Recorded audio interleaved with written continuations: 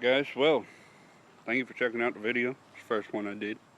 I had a couple questions about how to install a flagpole into your car. I also wanted to install one myself for my car. So, first things first here. This is my flagpole. It's 1/2 inch by 72 inch galvanized steel. As you can see, pull this out. Put a cap on it as well.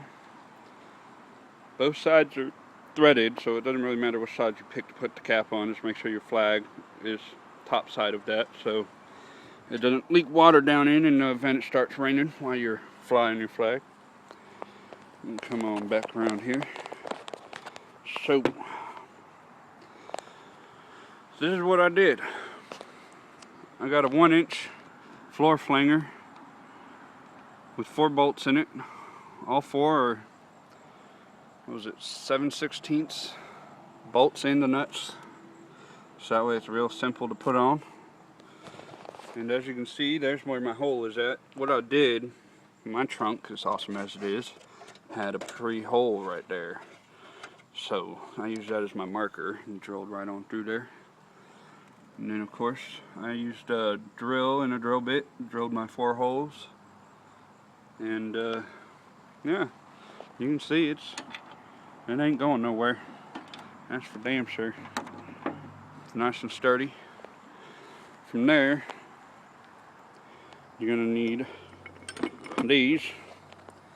This is a 1-inch by 12-inch pipe. Get that right on up in there.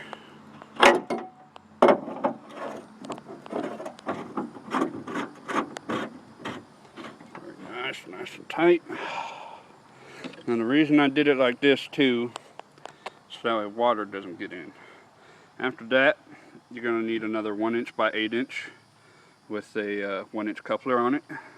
Now you might have to adjust the size according to your trunk. This actually gives me room. Now one thing you got to keep in mind too is you need to have enough depth on this so that way your pole doesn't come flying out. So, and there's those 2 right there. Then you got a cap. This also helps to keep water from coming down into your trunk.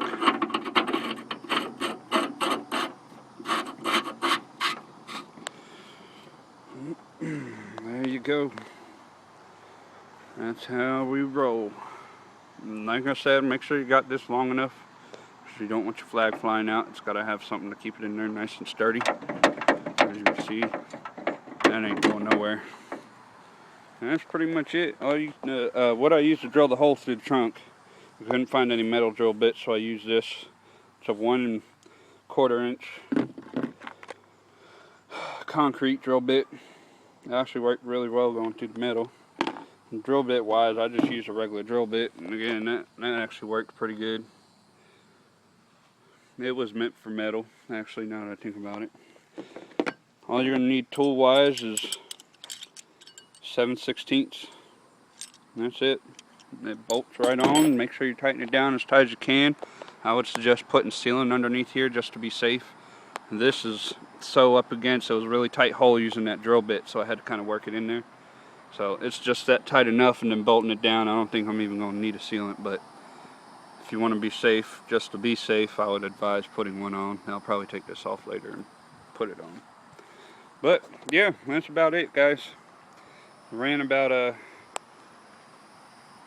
$62, $64 at Lowe's. Everything I got from Lowe's, galvanized steel. All of that is galvanized steel. And by the time it's said and done,